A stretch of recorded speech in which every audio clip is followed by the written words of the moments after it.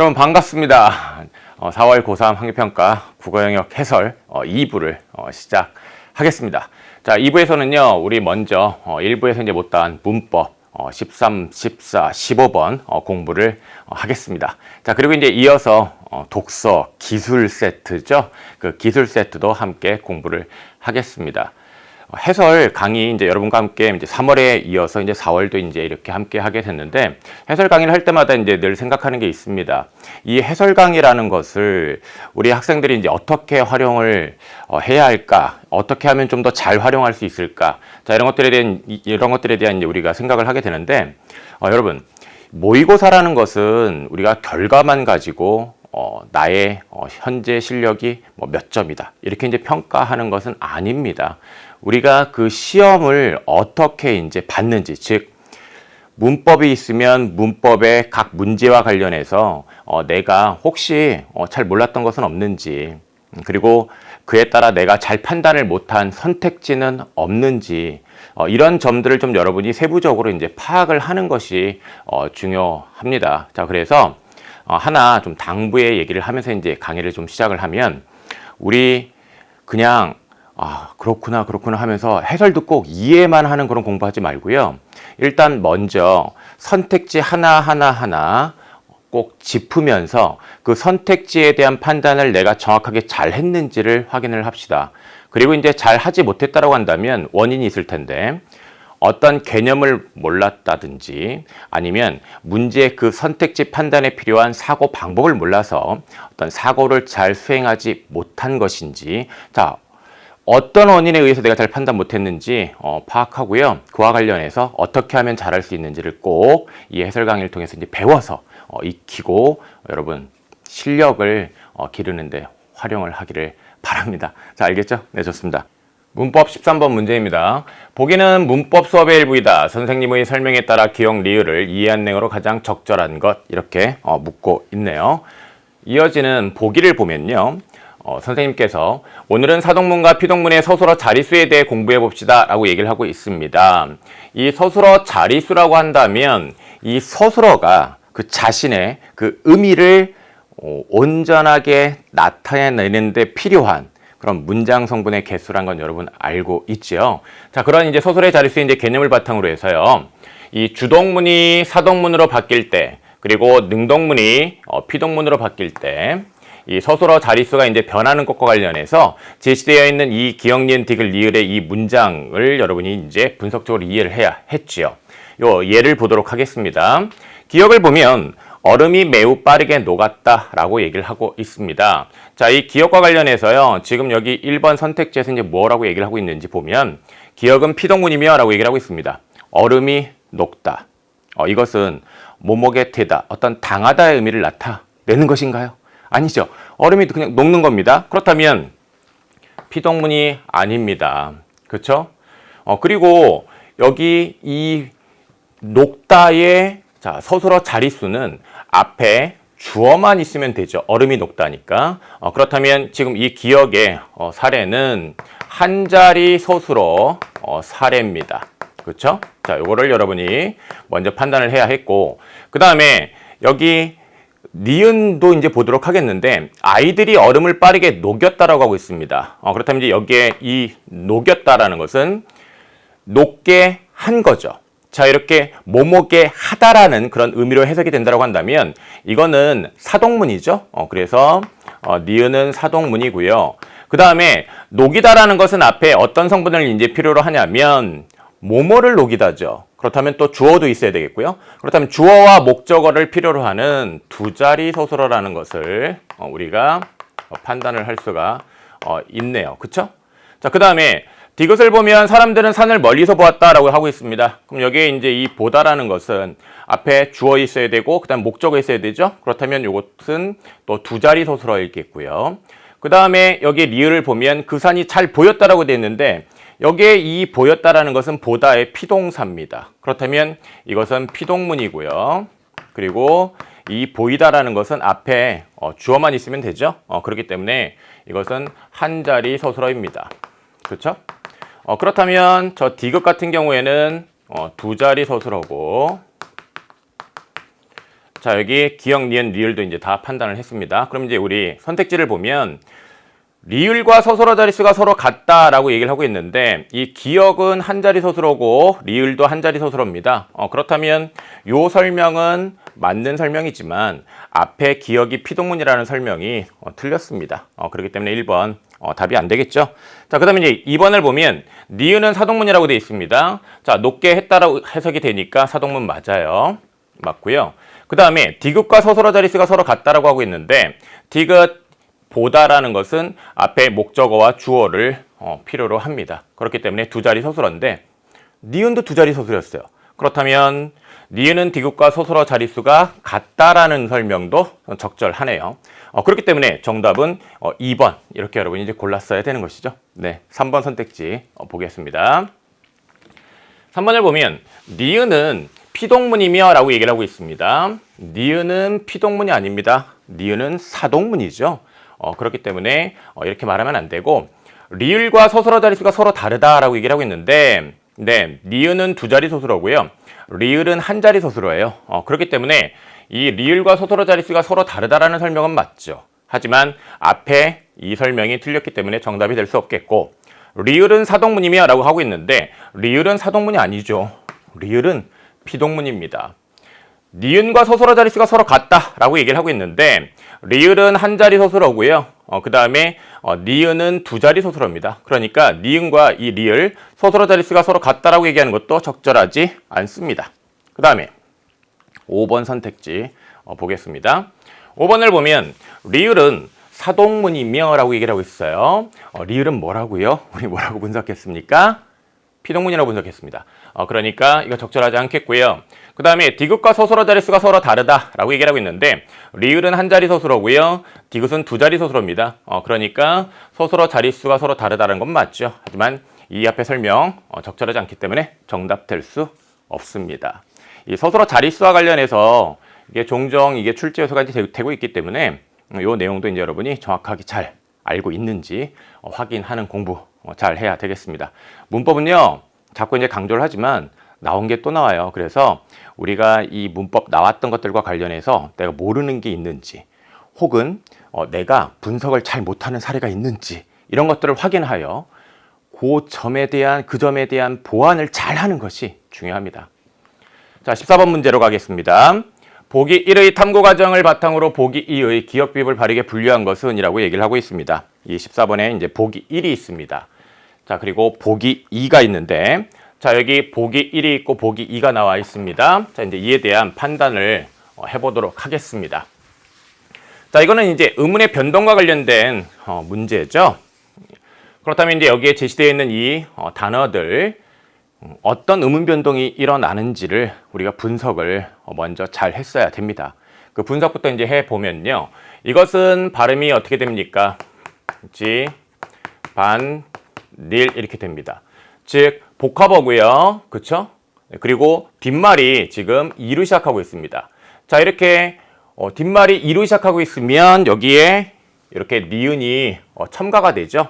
그럼 이렇게 니은이 첨가가 됐다는 얘기는 이거는 음운수가 어떻게 된 겁니까? 음운수가 하나 늘어난 겁니다. 그쵸? 그 다음에 니은을 보면요. 이거는 발음이 어떻게 됩니까? 조, 은 이렇게 됩니다. 그러면 이것은 히읗이 어떻게 됐어요? 히읗이 탈락했습니다. 그렇다면 이거는 의문의 수가 어떻게 됩니까? 하나 줄어들었습니다. 지금 이 의문의 수를 따지는 이유가 뭐죠? 지금 여기 보기 1을 보면 이 의문의 수의 이 변화와 관련해서 우리가 분석적인 이해를 할 수 있는지를 묻고 있습니다. 그렇기 때문에 이 의문의 수 우리가 확인하고 있는 거죠. 디귿을 보면요. 나에게 말을 하지 않고죠. 그러면 요거는 발음이 않고 이렇게 돼요. 그러면 여기에 이 키읔이 되는 것은 여기 이 히읗과 그 다음에 여기 요 기역이 축약, 즉 거센소리 되기로 이제 거센소리 현상이 일어났습니다. 그러면 여기 지금 요 자음 두 개, 즉 음운 두 개가 이 키읔이라는 음운이 요 하나로 축약된 것이기 때문에 역시 음운의 수는 하나 줄었습니다. 그렇죠? 그 다음에 세월이 화살과 같이 빠르게 지나간다 라고 되어 있습니다. 그럼 이거는 같이 이렇게 됩니다. 같이 이렇게 되죠. 그러면 여기서는 이 티읕이 치읓으로 바뀌었습니다. 그렇죠? 그렇다면 요 음운이 교체만 된 것이지 음운수의 변화는 없습니다. 그 다음에 집이 추워서 오래된 난로에 불을 지폈다라고 이제 하고 있는데 요거 발음을 적어보면 이렇게 되죠. 날로 이렇게 된단 말이에요. 그럼 여기서도 지금 이 니은이 리을로 바뀌는 교체가 일어났습니다. 그렇죠? 교체가 일어났을 뿐 음운의 수에는 어떻습니까? 변화가 없죠. 네. 그 다음에 이제 비읍을 보겠습니다. 비읍은 발음이 어떻게 됩니까? 이거 옴는이죠. 그러면 옴는 이렇게 이제 발음이 되는 것인데, 그러면 이렇게 미음만 남았다라는 것은 여기에는 이 리을이 탈락했다. 즉 자음군 단순화가 일어난 것이죠. 그렇다면 이 경우에는 음운의 수가 하나 줄었습니다. 그렇죠? 자, 그렇다면 이렇게 이제 분석한 결과를 바탕으로 해서 이제 우리가 요 왼쪽에 있는 이 보기 1과 이제 관련지에서 우리가 판단을 해보면 음운의 수에 변화가 생겼는가라고 하고 있습니다.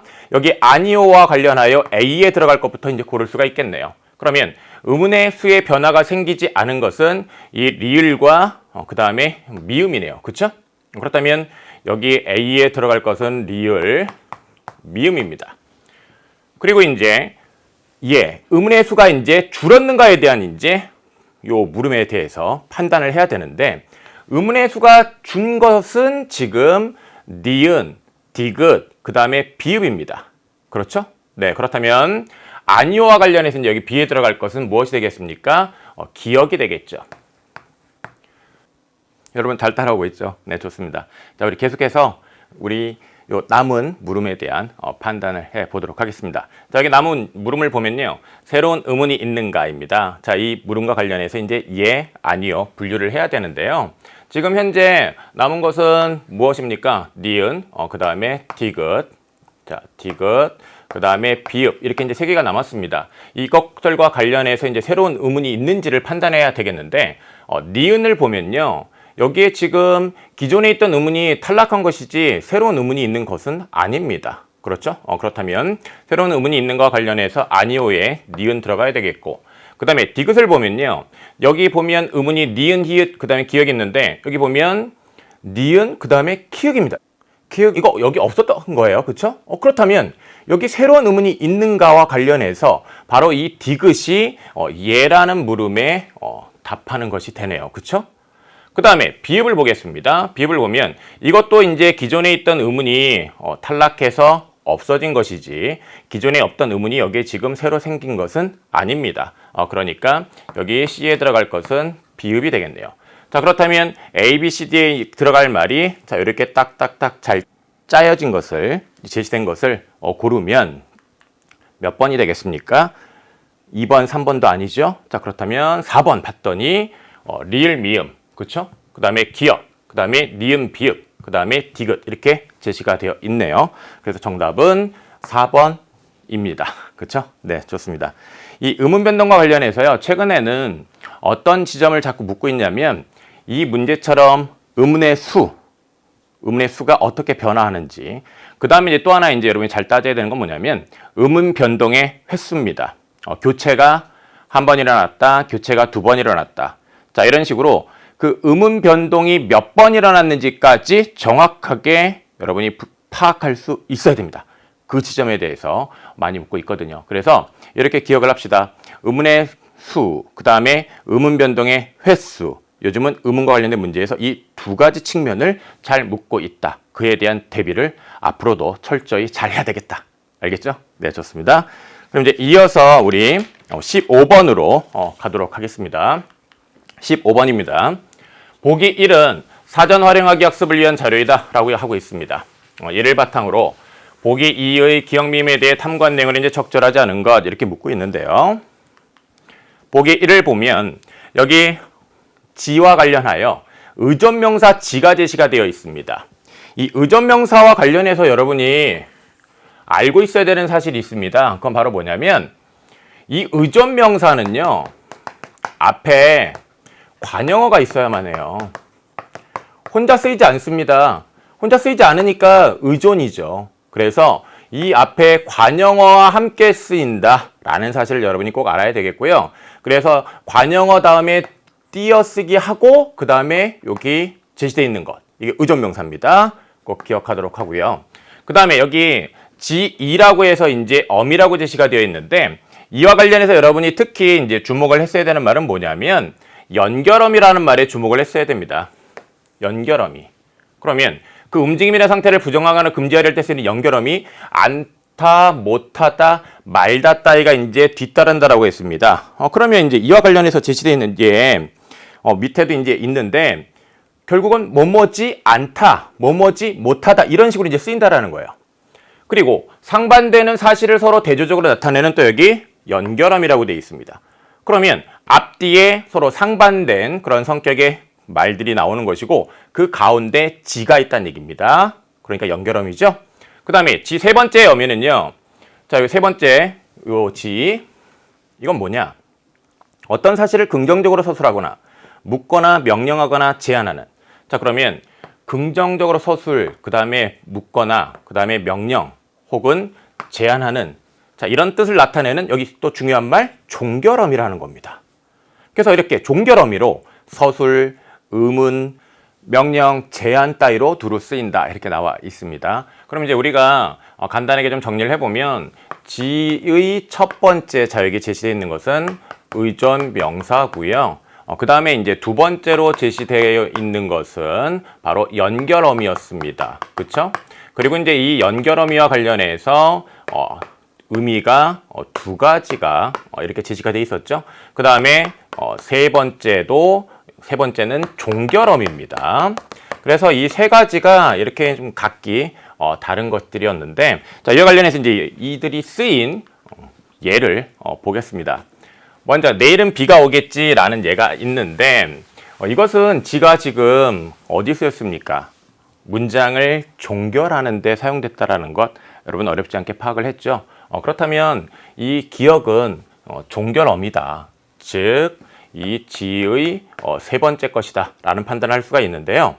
자, 니은을 봅시다. 눈길을 걸은 지도 꽤 오래되었지 라고 되어 있는데, 여기에 이 눈길을 걸으니 지금 이 지를 꾸미고 있다는 것 여러분 파악했죠? 자, 그리고 이제 여기 지금 띄었었습니다. 그렇다면 앞에 지금 이 절이 관용어의 역할을 하고 있어요. 그러면 이것은 관용어의 수식을 받고 있는 바로 뭐가 되는 겁니까? 의존명사. 그렇다면 지 여기 제시되어 있는 거에 첫 번째 바로 예가 되는 거죠. 첫 번째 지의 예가 되는 거죠. 그 다음에 꽤 오래되었지라고 하고 있는데 역시 이것도 종결입니다. 그렇다면 이것도 이제 지 그 세 번째로 제시되어 있는 것이 될 것이고요. 그 다음에 친구 사이는 대등한 관계이지 종속 관계가 아니다라고 되어 있는데, 여기 앞에 보면 대등한 관계란 말이 있고 여기 뒤에 종속 관계라는 말이 있는데, 대등하다와 종속되다라는 것은 서로 상반된 그런 의미라고 볼 수가 있습니다. 그렇다면 서로 상반된 내용을 지금 이 지 가운데 있습니다. 연결해주고 있는 것이죠. 우리 그 지 두 번째 어미의 두 번째 의미를 보면 상반된 사실을 서로 대조적으로 나타내는 연결어미라고 되어 있습니다. 바로 그 의미로 사용된 것이네요. 그렇죠? 그리고요, 여기서 관계라는 체언 뒤에 여기 이다 활용형이 붙어 있는 것 여러분 그것도 파악했었죠. 그렇다면 여기 이 이는 서술격조사 어간이고요. 그 다음에 어간 뒤에 붙은 이 지는 어미인 거죠. 그쵸? 네, 연결어미입니다. 그럼 이제 이 지와 관련해서 이제 여러분이 판단을 했어야 되는 것은 바로 이제 이 지의 두 번째 의미에 바로 이제 두 번째 의미로 사용된 것이다 라는 판단을 했어야 되는 것이죠. 그 다음에 미음을 보면요. 이곳에 쓰레기를 버리지 마시오라고 되어 있습니다. 자, 이렇게 말다라는 것의 활용형 앞에 쓰이는 이 지 당연히 연결해주는 어미이겠고요. 그렇다면 이렇게 말과 함께 그 앞에 쓰이는 지는요. 두 번째 지의 첫 번째 의미라는 것을 우리가 이제 또 어렵지 않게 판단할 수가 있습니다. 그럼 이제 이와 관련하여 선택지를 봅시다. 1번을 보면 기억은 어떤 움직임이나 상태를 부정하거나 금지하려 할 때 쓰이는 보기 1의 지 두 번째 1에 해당하겠군 이라고 얘기를 하고 있는데, 기억은 종결어미입니다. 그쵸? 우리 보기 1에 제시되어 있는 세 번째 지에 해당하죠. 그렇다면 이건 적절하지 않다라는 거죠. 그래서 1번을 여러분이 답으로 골랐어야 되겠고요. 2번 보겠습니다. 니은은 어떤 일이 있었던 때부터 지금까지를 의미하는 것으로 보아 라고 하고 있는데요. 네, 이 눈길을 걷기 시작한 때부터 요 지금까지 그 기간을 의미합니다. 그렇다면 이것은 의존 명사고요. 보기 1의 그러면 지1에 해당한다라는 설명 적절하겠죠? 그 다음에 3번 보겠습니다. 디귿은 뒤에 붙어 쓰인 종결어미에 해당하므로 라고 되어 있는데 선어말어미 뒤에 여기 붙어서 지금 이 문장을 종결하고 있습니다. 그렇다면 종결어미고요. 종결어미니까 요 세 번째 지에 해당한다라는 것 맞습니다. 그 다음에 4번을 보면 리을은 상반되는 사실을 서로 대조적으로 연결하는 것으로 보아라고 하고 있는데 앞에 대등한 관계, 뒤에 종속 관계 이런 상반된 사실을 서로 대조적으로 연결해주고 있습니다. 그렇다면 이것은 우리가 이제 이미 분석을 했는데 두 번째 지의 두 번째 의미에 해당한다라는 것 맞습니다. 그 다음에 5번을 보면 미음은 용언의 어간과 결합하고 버리다의 버리 이 버리다라는 용언의 어간이죠. 어간 뒤에 붙어 있습니다. 그 다음에 뒤에 말다의 활용형 마시오가 있습니다. 그렇다면 이것은 지 두 번째의 첫 번째 의미에 해당하는 것 여러분 어렵지 않게 잘 판단할 수 있죠? 네, 좋습니다. 자, 그러면 이제 우리 15번도 정답 1번 확인을 했습니다. 자, 문법은요 여기까지고요. 이어서 독서, 기술 넘어가겠습니다.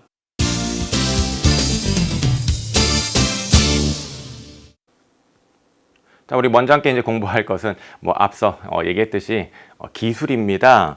이 독서 중에 기술부터 이제 공부를 하는데 기술은요 과학과 함께 그 다음에 사회의 경제와 함께 특히 난도가 높은 것을 이제 우리가 또 잘 알고 있는 것이기도 합니다. 자, 그렇다면 이 기술과 관련해서 이제 우리가 지문을 어떻게 읽어야 하고 그리고 문제를 어떻게 풀어야 하는지 자, 그 점에 대해서 혹시 미흡한 점이 있는지 살펴봐야 하지 않을까요? 그렇죠? 네, 그렇습니다. 그래서 여러분이 보완을 하는 그런 공부를 잘 해야 될 텐데 자, 그렇다면 특히 이제 우리 몇 번을 신경을 좀 많이 써야 되느냐 자, 그 점에 대해서 이제 얘기를 하면요 18번 문제입니다. 여러분이 18번 문제 같은 경우에는 전체적으로 정답률도 낮을 거예요. 낮습니다.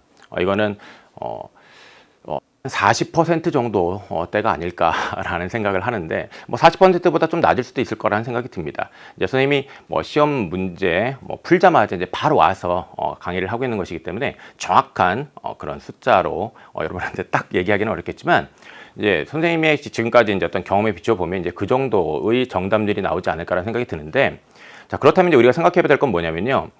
이 18번 문제는요. 또 국어를 잘하는 학생들은 굉장히 잘 맞았을 거예요. 근데 이제 중간 정도 하거나 그 다음에 아직 좀 실력이 부족한 학생들 같은 경우에 이제 많이 틀렸을 텐데 그렇기 때문에 이제 이 18번 문제 여러분 자, 지문에 어떤 내용이 출제 요소인지 그리고 그와 관련해서 자, 문제에서 그 정보들을 어떻게 이제 활용을 해서 문제를 내고 있는지 이런 것도 좀 해설 강의를 통해서 이해를 하기 바라고요.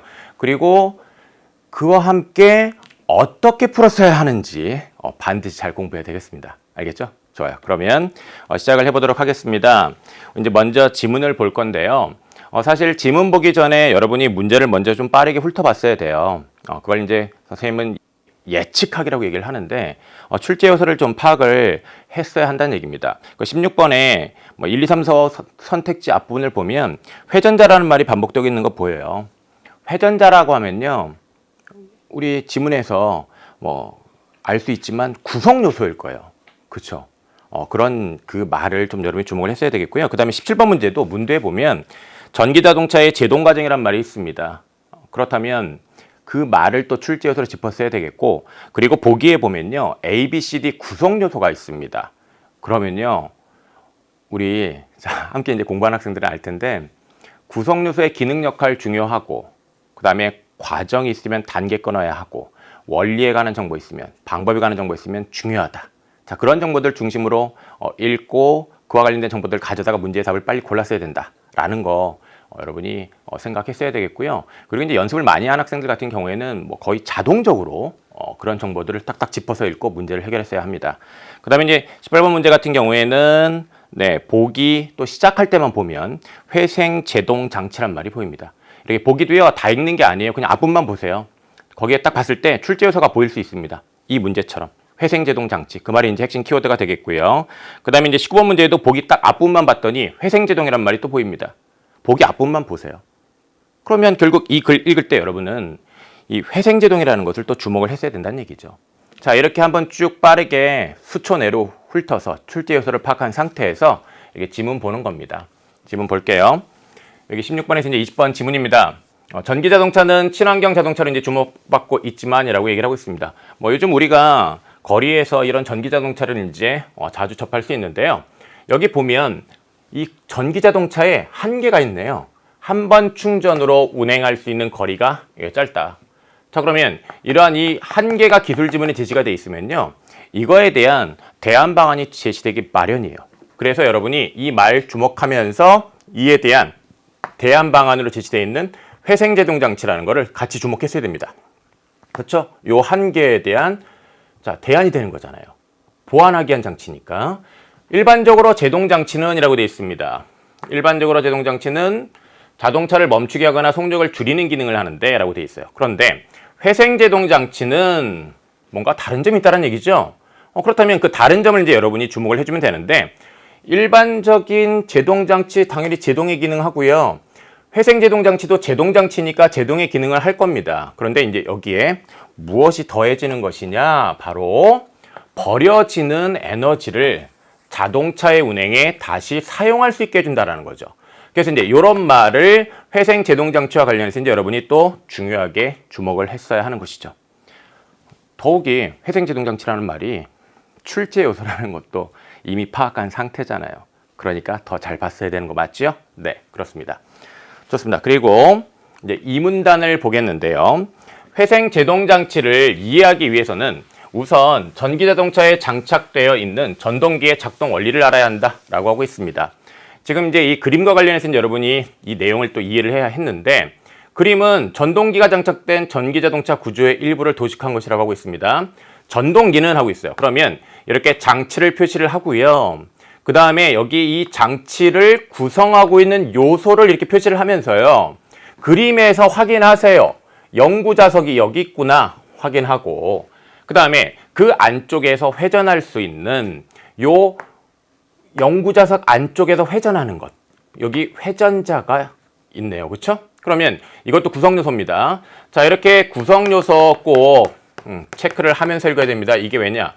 이거 출제요소가 되는 거거든요. 그래서 회전자 이렇게 주목을 하고, 그 다음에 구성요소의 기능에 관한 정보가 일단 기본적으로 중요한데, 구성요소의 특징에 관한 말들도 여러분이 짚어서 읽어야 돼요. 그럼 회전자는 지금 연구자석 안쪽에 있습니다. 안쪽에서 회전하는 것입니다. 그래서 이런 말도 이 회전자의 어떤 특징에 관한 정보를 이제 주목을 했어야 된다는 얘기고요. 그 다음에 연구자석 사이에는 항상 자기장이 형성되어 있다고 되어 있습니다. 그러면 이 연구자석이라는 구성요소와 관련하여 이것이 하는 기능은 뭐냐면 자기장을 항상 띄게 만든다는 얘기예요. 그 연구자석 사이에. 그죠? 그래서 이 말도 또 역시 이 연구자석과 관련하여 이제 여러분이 주목했어야 되는 말이 됩니다. 그리고 이제 이 말을 주목했으면 선택지 판단 쉬운 거 있었습니다. 그리고 이제 이어지는 걸 보면 회전자는 배터리에서 나오는 전류가 흐를 수 있는 도선으로 라고 되어 있습니다. 그러면 배터리 구성 요소고요. 그럼 배터리 이제 여기 확인하고요. 그럼 배터리에서 이제 전류가 나오는 것이죠. 네. 전류가 흐를 수 있는 이 도선으로 감겨 있다. 그러면 이건 또 회전자의 특징을 나타내는 말입니다. 그렇다면 이 회전자라는 이 구성 요소는 도선으로 감겨 있다라는 거죠. 네. 자동차의 바퀴를 움직이는 회전축과 이 회전축의 역할은 바퀴를 움직이는 것이고, 이 회전축과 지금 연결되어 있습니다. 그렇죠? 네. 그럼 이제 여기까지 지금 우리가 구성 요소에 대한 이해를 한 겁니다.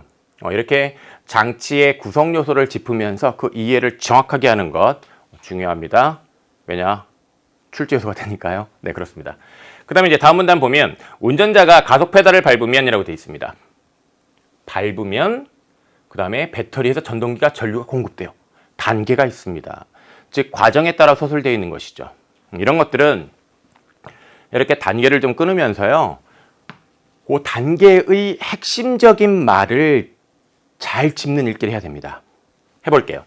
그리고 이제 여기 보면 배터리에서 전동기로 전류가 공급되어라고 되는데, 네, 이 배터리의 역할은 전동기로 전류를 공급하는 역할을 하는 겁니다. 그렇죠? 자, 이렇게 구성 요소와 관련하여 그 역할을 이해를 하는 읽기를 하는 겁니다. 그 다음에 공급되면 여기 회전자, 자, 여기 회전자에 결국 뭐 합니까? 이 도선에 전류가 흐른다라는 겁니다. 그죠? 네, 그리고 이제 이렇게 도선에 전류가 흐르게 되면 어떻게 되느냐? 자, 여기서 단계 또 끊을 수 있고, 그 다음 단계. 자기장이 생성되고라고 하고 있습니다. 네, 그러면 요 자기장이 생성된다라는 거 이제 요 단계의 또 핵심적인 말로 주목을 해야 하겠고, 그리고 연구자석 사이에는 항상 자기장이 형성돼 있습니까? 안 돼 있습니까? 항상 자기장이 형성돼 있단 말이에요. 그러면 이 연구자석 사이에 이 자기장과 상호작용을 하겠죠. 생성된 자기장이. 그래서 전자기력이라는 것이 이제 발생이 된다라는 겁니다. 그렇죠? 그 다음 단계가 있습니다.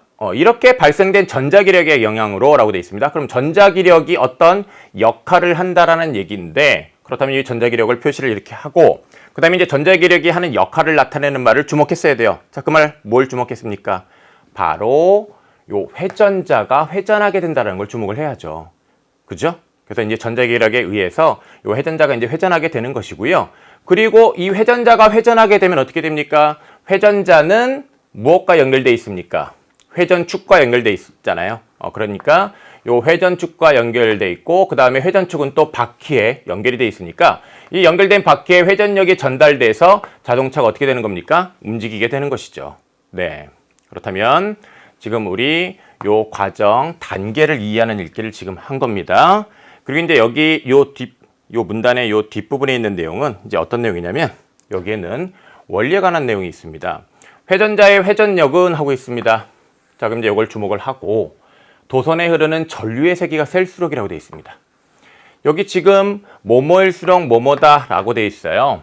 보통 이렇게 A일수록 B다라고 하면요, 이거 앞뒤 내용이 인과관계인 경우가 많습니다. 그리고 이러한 내용은 원리에 관한 정보로 반드시 우리가 읽을 때 주목해야 되는 핵심 정보가 됩니다.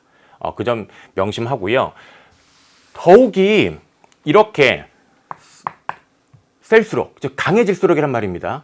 그러면 이거는 이렇게 위쪽으로 향하는 화살표로 나타낼 수 있습니다. 자, 이렇게 위아래 방향성 있는 정보를 우리가 이해할 수 있는 것들은 더욱이 또 중요하게 여겨야 됩니다.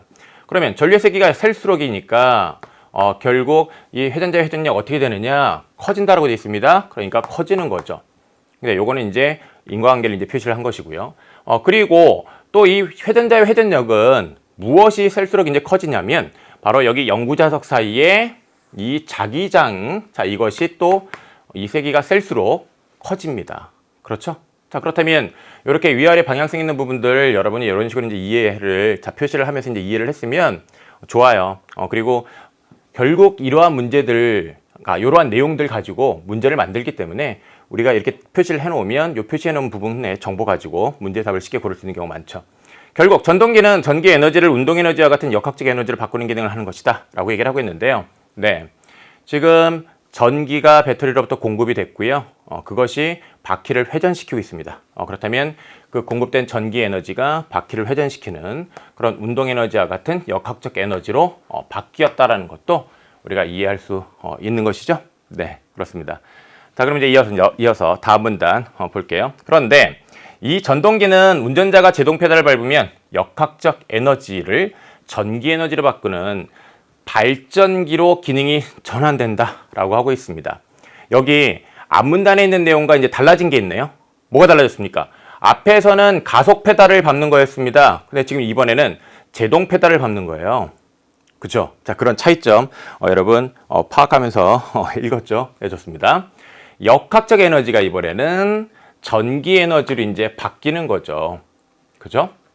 우리 앞에서는 가속 페달을 밟으면 전기 에너지가 운동 에너지로 이제 운동 에너지로 바뀌는 것이었는데, 제동 페달을 밟으면 그 운동 에너지, 역학적 에너지가 전기 에너지로 바뀌는 거죠. 자, 운전자가 제동 페달을 밟는 순간부터 배터리에서 전동기로 공급되는 전류가 차단돼요 라고 되어 있습니다. 전류가 차단된다는 얘기입니다. 전류가 이제 공급되는 게 아니라. 그러면 회전자의 도선에, 자, 이거 구성 요소 표시하면서 여기 전류가 흐르지 않게 되죠. 자, 그러면 이것으로 인해서 이 회전자를 회전시키는 이 전자기력이 어떻게 됩니까? 사라지는 겁니다. 그렇죠? 네. 전자기력이 이렇게 사라지게 되는데, 그런데 자동차는요, 계속 바퀴가 지금 현재 돌고 있었습니다. 그렇다면 그 운동하는 것을 계속 지속하는 성질, 관성이죠. 이 관성으로 인해 바퀴가 일정 시간 굴러갑니다. 굴러가요. 그렇다면 저 바퀴가 이제 굴러간다라는 게 바로 여기서 얘기하는 이 역학적 에너지를 갖고 있다라는 건데, 이어지는 걸 보면요, 회전자를 이제 이 바퀴가 돌리는 상황이 됩니다. 그렇죠. 바퀴에 연결되어 있는 회전축에 회전자가 연결되어 있으니까 이 회전자가 돌아가겠죠. 회전자가 돌아갑니다. 그럼 바퀴가 회전자를 돌리는 데에는 에너지가 이제 소모가 되니까 바퀴의 운동 에너지가 감소하면서 제동 효과가 이제 발생하게 되는 것이고요. 네. 이때 도선으로 감기는 회전자가 영구자석에 의해 형성되어 있는 자기장 속에서 이제 회전합니다. 네. 그러면 도선으로 감겨 있어요. 회전자. 이것이 지금 이 자기장 속에서 회전하잖아요. 그러면 자기장 속에서 이렇게 회전하면 뭐가 만들어집니까? 도선으로 감긴 것이 자기장 속에서 회전하면 전기 에너지가 만들어집니다. 이건 이제 우리가 과학 시간에 또 배운 내용이기도 해요. 이는 제동을 하면서 줄어든 운동 에너지가 전기 에너지의 형태로 이제 회생된 것이다 라는 것인데요. 네. 이런 바퀴를 돌리는 그런 역학적 그 에너지, 운동 에너지가 지금 전기 에너지로 바뀐 거죠. 이렇게 만들어진 전기 에너지는 전압 변환 장치의 작용을 통해 라고 되어 있습니다. 네, 이런 전기 에너지는 요거 구성 요소 이렇게 표시하고요. 자, 이런 전압 변환 장치의 작용을 통해 배터리에 이제 저장이 되는 것이고, 이렇게 배터리에 저장되면 회생 제동의 효과가 발생했다라고 보는 것이죠. 그리고 이렇게 에너지를 저장을 했으니까 그 에너지를 다시 또 이동하는 데 쓸 수 있으니까 주행거리가 어떻게 되는 겁니까? 늘어나는 것이죠. 네. 자, 그리고 이제 다음 또 보면, 한편 회생제동 장치는 전기자동차의 운행 상태와 배터리의 충전 상태 등의 영향을 받기 때문에 단독으로 쓰이는 경우 제동 효과를 충분히 발휘하기 어렵다라고 얘기를 하고 있습니다. 그러면 이것은 회생제동 장치에 지금 무엇에 관한 정보냐면 한계에 관한 이제 정보입니다. 이렇게 기술 지문 읽을 때는 이런 한계에 관한 정보를 여러분이 좀 주목하면 읽어버릇해야 돼요. 그리고 이제 이 한계를 잘 이해하라고 예를 들어 놓고 있습니다. 급정지처럼 짧은 시간에 큰 제동력이 필요한 상황에서는 회생제동 장치만으로 필요한 제동력을 얻기 힘들고, 배터리가 완전히 충전된 상황에서는 하고 있습니다. 자, 그러면 이 운행 상태와 관련하여, 이 운행 상태와 관련해서 지금 여기 이 급정지처럼 짧은 시간에 큰 제동력이 필요한 상황, 요걸 연결해서 요 한계를 이해를 했어야 하고요. 그 다음에 배터리가 완전히 충전된 상황과 관련 지어서 여기 배터리의 충전 상태에 영향을 받는다라는 이 내용을 또 여러분이 이해를 해야 했지요. 네, 보겠습니다. 배터리가 이제 완전히 충전된 상황에서는 생성된 전기 에너지를 저장할 수가 없으니까, 그렇죠? 이 회생제동 효과가 발생하기 어려운 거죠. 따라서 대부분의 전기자동차에는 회생제동 장치뿐만 아니라 이러한 이 장치도 있고요. 그 다음에 또 어떤 장치도 있냐면 마찰 제동 장치도 있다라는 겁니다. 그리고 이제 이 두 개의 장치가 상호 보완적으로 작동을 한다라는 얘기죠. 네. 다음 보면요. 운전자가 제동 페달을 밟으면 우선 페달에 있는 센서가 페달을 밟은 압력의 정도를 이제 인식하여 라고 하고 있습니다. 여기도 이제 마찬가지입니다. 단계 제동 페달을 밟는다. 그리고 구성 요소 이렇게 표시하는 겁니다. 센서. 그리고요. 자, 이것의 기능 역할, 페달을 밟은 압력의 정도를 뭐한다? 인식한다. 그래서 자, 여기 전자제어 장치라는 구성 요소 표시하고 이 전자제어 장치로 전기적 신호를 보내는 역할을 하는 것이 무엇입니까? 센서입니다. 자, 이렇게 구성 요소의 기능 역할을 이해하는 읽기를 해야 돼요. 그 다음에 다음 단계입니다. 다음 단계 이제 이렇게 센서가 전기적 신호, 전자제어 장치로 보냈잖아요. 그럼 그 신호를 받은 전자제어 장치, 이 신호를 바탕으로 페달을 밟은 압력의 정도에 따라 제동에 필요한 제동력을 계산한다는 얘기입니다. 그렇죠? 센서가 보낸 신호를 바탕으로 전체 제동력을 계산하는데, 이와 동시에 현재 자동차 운행 상태와 배터리의 충전 상태 등을 고려하여 이 자동차 운행 상태나 배터리 충전 상태 등이 회생 제동에 영향을 미칠 수 있잖아요. 그러니까 이것들을 지금 고려를 해서, 이것들을 고려해서 회생 제동을 얻을 수 있는 제동력 계산하는 것이고요. 이를 전체 제동력에서 뺀 나머지, 또 요 전체 제동력에서 이제 이 회생 제동력을 뺀 나머지 제동력까지 계산하는 역할을 하는 것이 전자 제어 장치라는 거죠. 자, 이렇게 역할을 잘 파악을 했어야 됩니다. 그리고 이를 토대로 전자제어 장치는 회생 제동 장치에 신호를 보내라고 되어 있습니다. 그렇다면 또 여기 구성 요소, 이 전자제어 장치가 이 회생 제동 장치에 신호를 보낸다. 이것을 여러분이 또 이제 이해를 해야겠고요. 이렇게 신호를 보내면 이 신호가 배터리와 전동기의 연결을 차단해요. 그러면 요 배터리와 전동기의 연결을 차단하면 결국은 전류가 전동기로 안 가는 거잖아요. 그러면 이렇게 전류가 끊기게 되면 그때 뭐가 발생합니까? 회생제동이 발생한다는 건 이미 앞에서 이해한 거란 말이에요. 이렇게 회생제동이 그래서 발생하도록 한다는 거 이해할 수 있죠. 마찰제동 장치에 또 신호를 보냅니다. 그러면 이 전자제어 장치는요, 회생제동 장치에도 신호를 보내고 이 마찰제동 장치에도 신호를 보내는 거예요. 그래서 마찰제동의 또 정도를 조절하는 것이죠. 그러면 이 전자제어 장치가 굉장히 여러 가지 기능을 수행하는 중요한 것이네요. 그죠?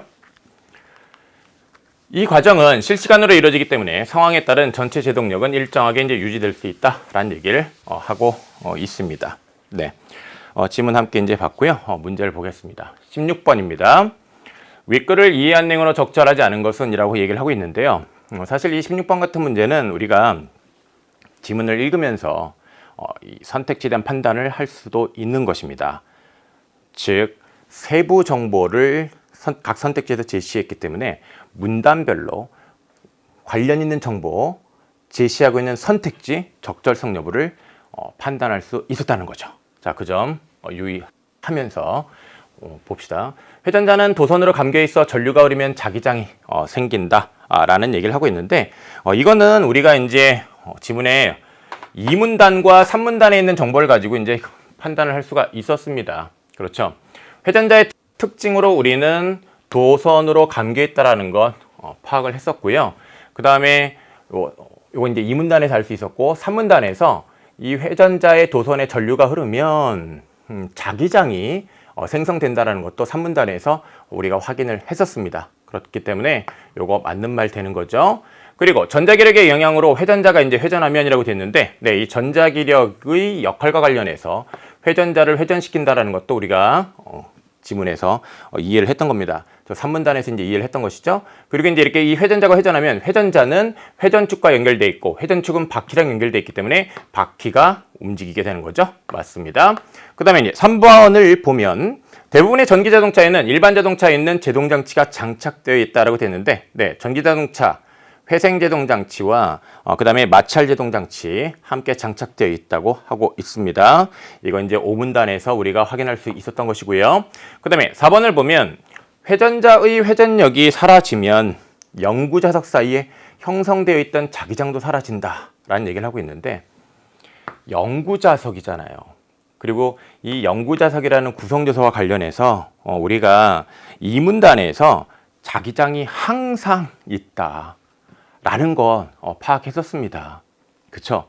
그리고 4문단에서 이 회전자의 회전력이 사라졌을 때 이게 영구자석 사이에 형성됐던 자기장도 사라진다, 뭐 그런 말이 있었습니까? 그런 말도 없었고요. 그쵸? 네, 그래서 이 영구자석 사이에 형성됐던 자기장도 사라진다라고 이렇게 얘기를 하는 것은 적절하지가 않습니다. 답 4번이 되겠고요. 전기자동차의 제동력은 실시간으로 조절되어 상황에 따른 전체 제동력이 일정하게 유지된다라는 것, 지문의 마지막 문단 끝부분에서 어렵지 않게 또 확인할 수가 있습니다. 그래서 적절한 말이죠. 네, 16번 함께 봤고요. 17번 보겠습니다. 17번 보기는 운행 중인 전기자동차의 제동 과정을 주요 장치들을 중심으로 도식화한 것이다라는 얘기를 하고 있습니다. 이제 윗글을 바탕으로 보기에 대해 설명한 내용으로 적절하지 않은 것 고르라고 하고 있어요.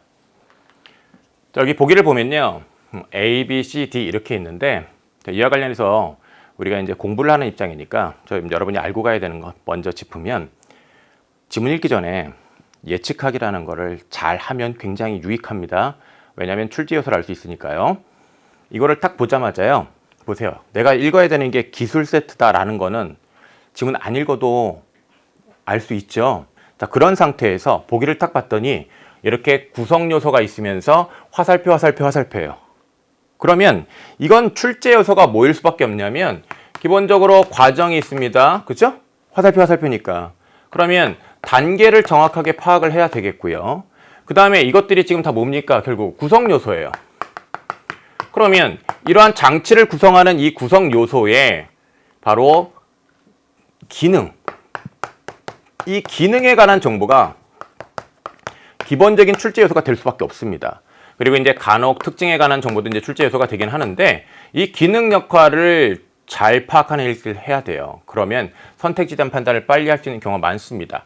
그리고 하나 이제 더 여러분이 기억을 하면 좋은 것은 이런 원리 방법에 관한 정보도 출제 요소가 된다. 그래서 아예 이제 여러분이 이 유형과 관련해서 이러한 출제 요소를 좀 지금 이 시간에 익히도록 하고요. 그리고 앞으로는 이러한 유형의 문제를 만나면 이런 정보가 출제 요소로 사용됐다는 것을 떠올리고 그 다음에 지문에서 이와 관련된 정보들을 특히 주목하면서 읽어야 되겠고 그렇게 주목한 정보를 가지고 답을 정확하게 그리고 빠르게 잘 골라야 되겠습니다. 알겠죠? 자, 우리 1번부터 이제 보겠습니다. A를 밟게 되면 전기에너지로 돌아가던 회전자는 운동에너지에 의해 돌아가게 되겠군이라고 되어 있는데 지금 여기 A가 뭐냐면 제동 페달입니다. 이렇게 제동 페달을 밟게 되면 어떻게 됩니까? 여기 이 전류 공급이 계속 이루어지는 게 아니라 제동 페달을 밟으면 이 전동기로 전류 공급이 이제 배터리에서 이루어지지 않게 되죠. 끊기게 됩니다. 그러면 전기 에너지가 공급이 안 된다는 얘기입니다. 그런데 회전자는 계속 회전을 합니다. 왜냐하면 회전자는 회전축에 연결되어 있고 그 다음에 바퀴에 연결되어 있는데 바퀴가 계속 운동하던 그 관성에 의해서 계속 돌아가거든요. 그 바퀴가 그 돌아가는 그 에너지, 그건 역학적 에너지, 운동 에너지란 말이에요. 그 바퀴의 운동 에너지에 의해서 회전자가 계속 돌아가게 되죠. 과정을 우리가 지문에서 이제 이미 이해한 상태이기 때문에 이 1번에 대해서 또 이제 지금처럼 잘 판단을 할 수 있는 것이고요. 그 다음에 이제 2번 보면 A에 있는 센서가 압력의 정도를 인식하면이라고 되어 있습니다. 여기 이 센서의 역할 우리 지문에서 이제 주목했었습니다. 육문단에 이제 나와 있는데 육문단에서 이제 센서는요 어떤 역할을 한다고 제시를 하고 있냐면 압력의 정도를 인식한다. 그래서 전자제어 장치로 전기적 신호를 보낸다. 자, 그런 역할이 제시가 되어 있었습니다. 그래서 이제 이 센서가 압력의 정도를 이렇게 인식을 해요. 그러면 A에서 B로 전기적 신호가 전달되겠군. 네, A에서 B로 전기적 신호가 전달되는 거 맞죠? 센서의 역할로 우리가 이 센서가 전자제어 장치로 전기적 신호를 보낸다는 거 이미 지문에서 주목했으니까 맞다라고 금방 판단할 수 있죠. 자, 그러면 다시 강조할게요. 지금 이 선택지의 출제 요소는 뭡니까? 센서라는 구성 요소의 기능 역할입니다. 자, 이렇게 기능 역할에 관한 정보가 선택지에 나올 수밖에 없다는 사실. 이 유형과 관련해서 여러분 잘 익히도록 하고요.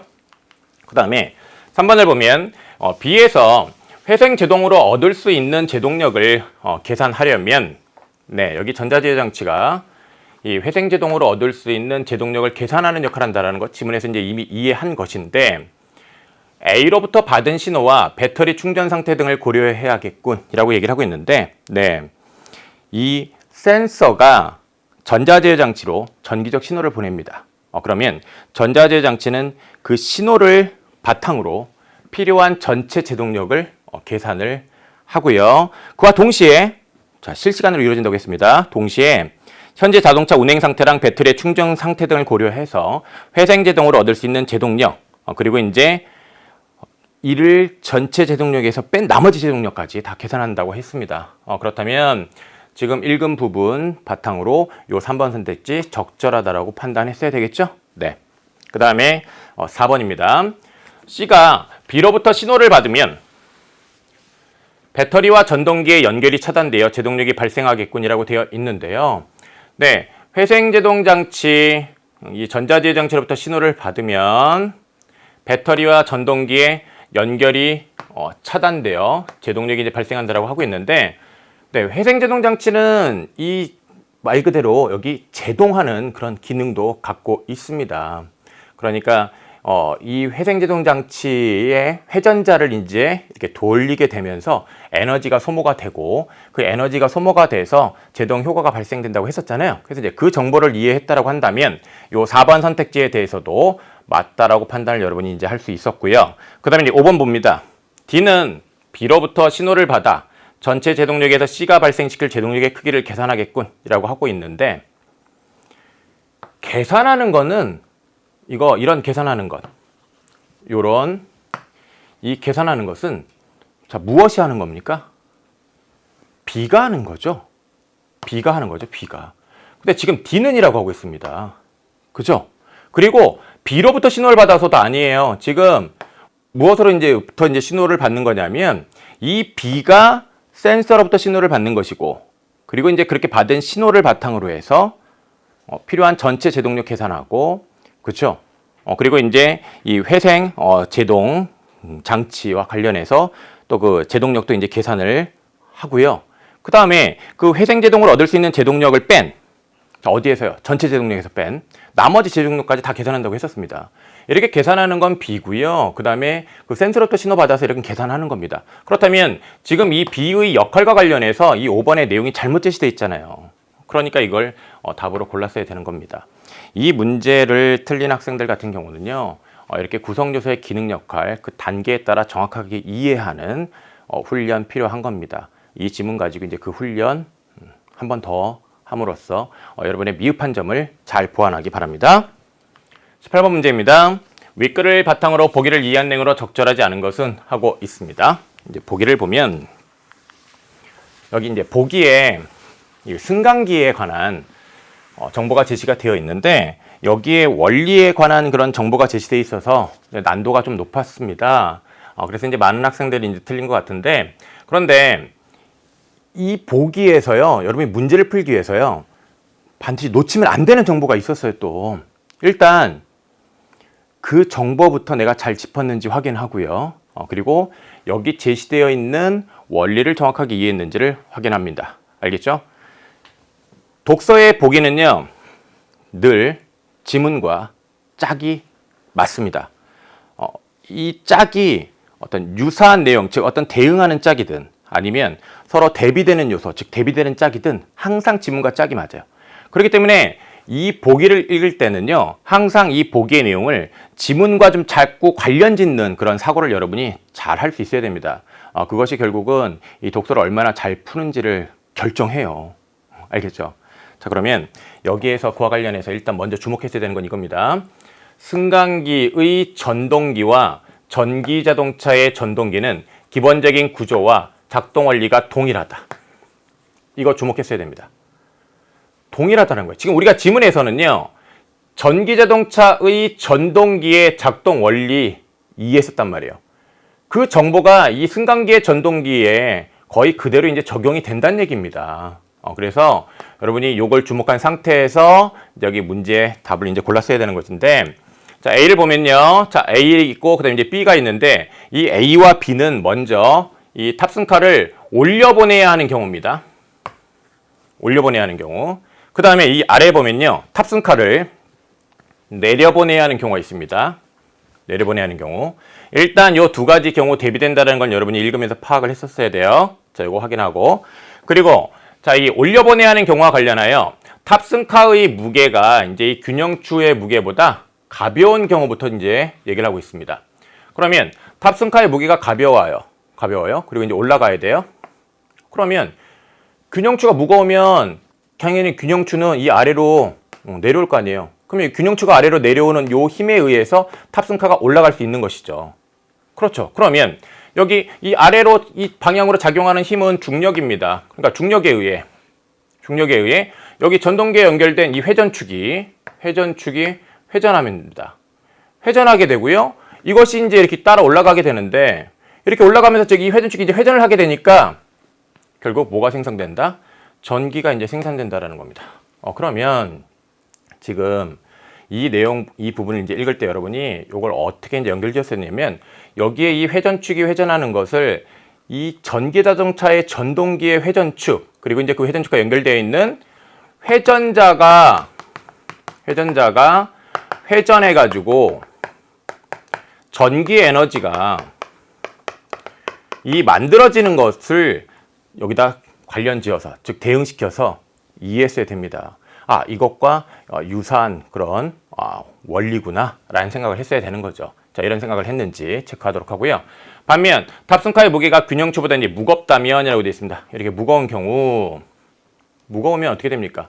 이게 무거우면 아무래도 이제 이 힘이 이제 무거우면 요 균형추가 요게 무거우니까 균형추는 일로 갈 것이고 이 탑승카는 아래로 내려갈 거란 말이에요. 근데 지금 어떤 상황이냐면 올려보내야 하는 상황입니다. 그러면 올려보내야 한다면 당연히 끌어올리는 힘이 필요한데 그 끌어올리는 힘이 결국 뭡니까? 이제 이 전기를 소모해서 나오는 거죠. 그래서 전기를 소모해서 탑승카를 이제 움직이게 한다는 얘기입니다. 그렇다면 이 전기를 소모해서 탑승카를 움직이게 하는 경우에는 결국 배터리로부터 이제 그런 전류를 공급받아서 결국 바퀴를 움직이게 하는 그런 것과 이제 유사한 것이죠. 그 다음에 한편 탑승카를 내려보내야 할 경우에 탑승카의 이 무게 이것이 균형추보다 무거운 경우를 지금 지시를 하고 있습니다. 자, 여기 무거운 경우 지시를 하고 있는데 이렇게 내려보내야 하는 경우에 자, 여기 이 탑승카를 내려보내야 하는 경우에 지금 여기 나온 것처럼 이 탑승카의 무게가 균형추보다 무겁다면 당연히 이게 무거우니까 이 아래로 이렇게 움직일 거예요. 그렇죠? 전기 에너지가 없어도. 그렇다면 이렇게 이 내려가는 것과 관련해서 여기 회전하게 되는 거고요. 이때 전기 에너지가 만들어질 수 있다는 것이죠. 그렇다면 여기 회전축 회전해가지고 전기 에너지 만들어지는 것 마찬가지입니다. 전기 자동차에서 회전자가 회전해가지고 전기 에너지가 만들어지는 것과 유사한 것이에요. 그 다음에 반대로 탑승카의 무게가 균형추보다 이제 가볍다면이라고 되어 있습니다. 가볍다면 지금 이 탑승카가 가벼운데 내려와야 됩니다. 내려보내야 되는 상황인데 이게 가벼우면 균형추가 이렇게 내려와서 이게 올라가려고 할 거예요. 근데 내려보내야 되니까 전기 에너지가 필요하다는 거죠. 그래서 전기 에너지를 사용하게 된다는 겁니다. 자, 이런 원리를 이제 이해를 해야 했고요. 그 다음에 이제 선택지에 대한 판단을 해보도록 합시다. A의 경우 균형추에 작용하는 중력은 이라고 하고 있습니다. 네, 중력. 회전축을 돌린다는 점에서 그쵸, 이 중력에 의해서 회전축이 회전하게 됩니다. 그렇다면 전기자동차에서 이 회전자가 회전을 하게 되는데 이건 무엇 때문에 이렇게 회전하게 되냐면 그 바퀴가 운동하던 그 관성에 의해서 바퀴가 돌아갑니다. 그에 따라 회전축도 돌아가게 되고 회전자도 돌아가잖아요. 그렇다면 전기자동차의 그런 그 관성에 의해서 이 전기자동차의 회전자가 이제 회전을 하는 것인데 여기에서는 이 중력에 의해서 회전축이 돌아가는 거니까 이것은 전기자동차의 관성과 즉 중력은 전기자동차의 관성과 유사한 역할을 한다라고 볼 수 있죠. 그래서 1번 적절한 것이 되는 거고요. 그 다음에 2번을 보면 B의 경우 전동기는 전기 에너지를 역학적 에너지로 전환하는 기능을 수행하게 되겠군이라고 되어 있는데 네, 이 B의 경우에 지금 전기를 소모하고 있습니다. 전기를 소모해서 탑승카를 움직이게 하는 것이죠. 이때 그럼 이제 전기 에너지가 필요하다는 얘기인데 그럼 이 전기 에너지를 탑승카를 움직이는 그런 역학적인 운동 에너지로 전환시킨 것이죠. 그러니까 2번 적절하겠고요. 그 다음에 3번 보면 C의 경우 자, C의 경우는 어떤 경우입니까? 탑승카의 무게가 균형추보다 무거운 경우예요. 그래서 전기 에너지가 만들어지는 경우입니다. 이 전기 에너지가 만들어지는 경우는 이 전기가 공급되는 것이 아닙니다. 전기 공급이 이루어지고 있는 것이 아니죠. 그죠? 전기자동차에도 마찬가지예요. 회전자가 회전해가지고 전기 에너지가 생성되는 경우에는 이 전기가 공급되는 그런 경우가 아니었습니다. 근데 지금 이 3번 선택지는 전기가 공급되지 않고 전기 에너지가 만들어지는 경우와 관련해서 지금 이 도선에 전류가 공급됐다. 이 전기가 공급됐다라고 얘기를 하고 있습니다. 그래서 그 공급되는 전류의 세기가 이렇게 강할수록 회전자의 회전력이 이제 커진다라는 얘기를 하고 있거든요. C의 상황 자체는 이런 전류 공급이 이루어지는 상황 자체가 아니에요. 그러니까 이 C와 관련지어서 이런 식으로 얘기하는 거는 적절하지가 않죠. 근데 이제 이 문제를 많이 틀린 이유는 여기서부터 여기까지의 이 내용, 이게 지문에 있는 내용을 거의 그대로 가져온 거거든요. 특히나 원리를. 그쵸? 그런데 이 원리가 이 C에 적용되는 것이 아닌 거죠. 원리가 적용되지 않는 경우가 여기 C인 거예요. 그래서 이런 원리가 그 경우에 적용이 되는지 안 되는지에 대한 판단을 잘 했어야 되는 겁니다. 그래서 이제 그런 점에 대한 판단을 내가 이번 시험에 미처 못했다고 한다면 내가 이래서 틀렸구나, 이런 생각을 못해서 틀렸구나 라는 거 여러분 짚고요. 다음부터는 절대로 틀리면 안 되겠습니다. 알겠죠? 네, 좋습니다.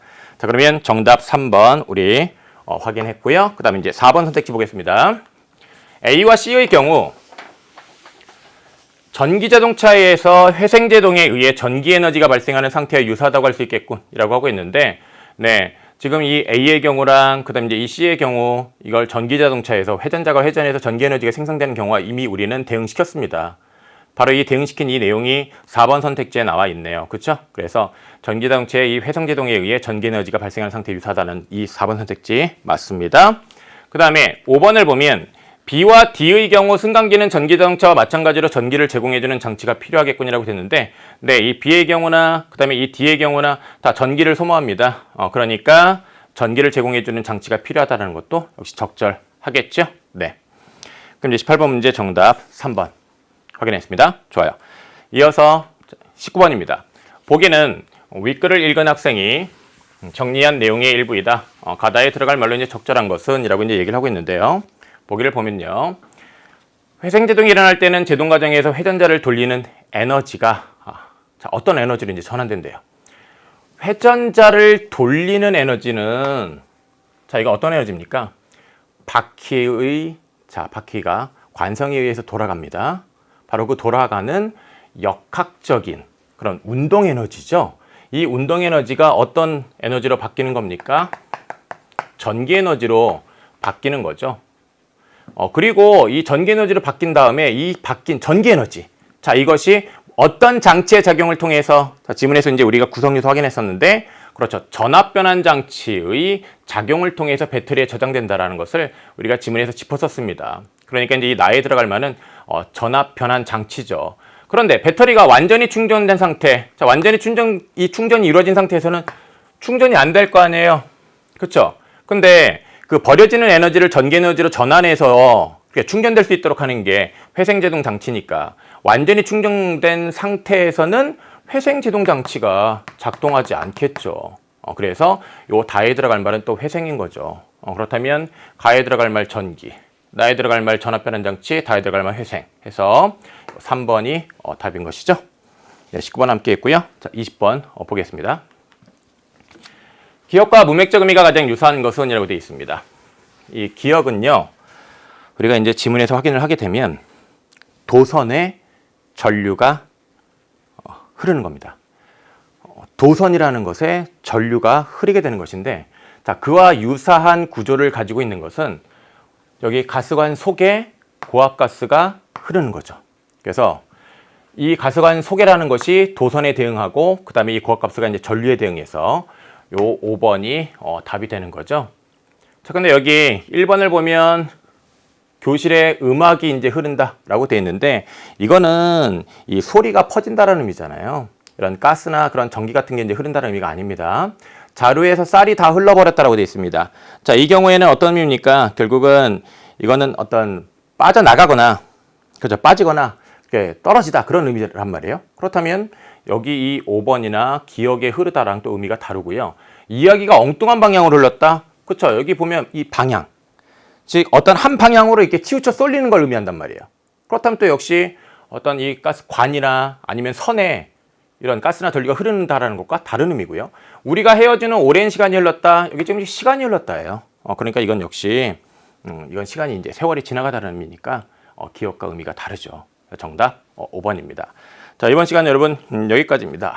자, 고생 많았고요. 우리 이어지는 3부에서요. 또 남은 그 독서의 2세트 사회랑 인문을 함께 공부하겠습니다. 다음 시간에도 함께 열심히 할 거죠? 네, 좋습니다. 다음 시간에 만날게요. 안녕.